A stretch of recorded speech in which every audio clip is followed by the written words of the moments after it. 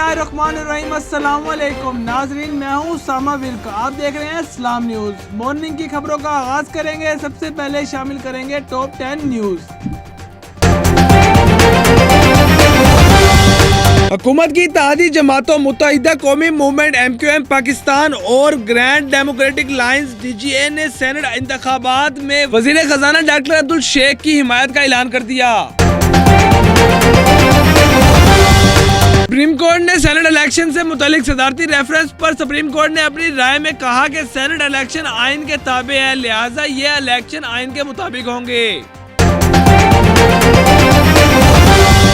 PTI की रुकने कौमी असम्बली सिमी बुखारी का वीडियो बयान सामने आ गया। अपने वीडियो बयान में सिमी बुखारी ने कहा कि वजीर आजम ने हर कारकुन को 50 करोड़ के तरक्याती फंड देने की बात की थी। इन्होंने कहा कि वजीर आजम इमरान खान ने ऐसी कोई बात नहीं की जिसमें मर्द कारकुन को ज्यादा फंड मिले और खवातीन कारकुन को कम।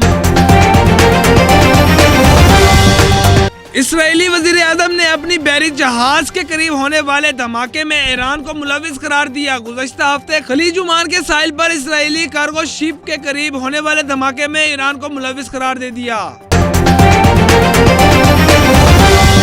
भारतीय वजीर आजम नरेंद्र मोदी ने कोरोना वायरस की वैक्सीन लगवा ली। खबर इमरजेंसी के मुताबिक भारतीय वजीर आजम ने दुनिया की सबसे बड़ी वैक्सीनेशन मुहिम में पैर के जोर कोरोना की वैक्सीन लगवाई। दूसरी जानिब सरकारी सतह पर वैक्सीनेशन लगवाने के ऑनलाइन बुकिंग के निजाम में खराबी के बायस हजारों अफराद वैक्सीनेशन लगवाने से महरूम रह गए।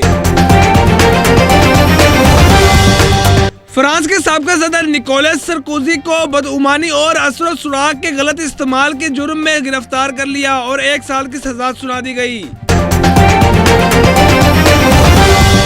अफगान वजारत दिफा ने दावा किया कि फौजी ऑपरेशन में 30 जंगजू हलाक और 6 जख्मी हो गए।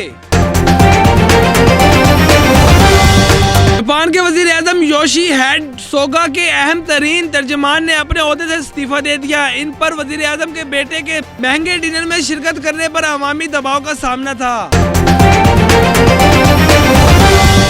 नोबल इंस्टीट्यूट ने ऐलान किया कि रवां साल अमन के नोबल इनाम के लिए 300 से ज्यादा नामजदगियां हुई हैं, जिनमें साबका सदर ट्रंप भी शामिल हैं।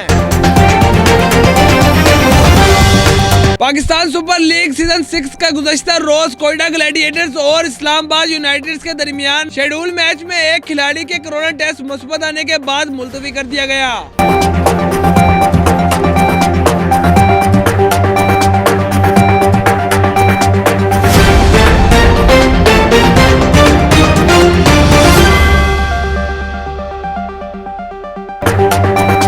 तो नाजरीन, ये थी दुनिया भर से 10 बड़ी खबरें। मजीद खबरों से बाखबर रहने के लिए हमारे साथ जुड़े रहें। मिलते हैं ताज़ा तरीन अपडेट के साथ।